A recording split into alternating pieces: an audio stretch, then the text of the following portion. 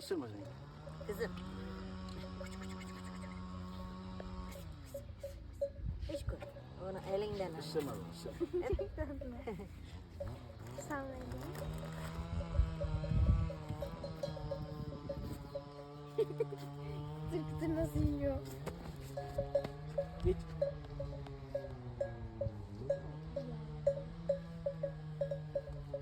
Koy, koy. O sana araçta şey verir mi yani? Güzel, güzel. Öyle ısırmaz yapmaz da. Bak, Yiyecek, istiyor yiyecek. Hadi. Yiyecek. Beğenmiştir. Allah. Gel. Kızım. Koy, koy. Sen elini ısırmadın. O Isırmaz. Onu alacak. Aynen sen de Allah Allah. Tutsana. Ama bak fizik diye bir şey var. Fizik. Avucumun içine al. Kızım.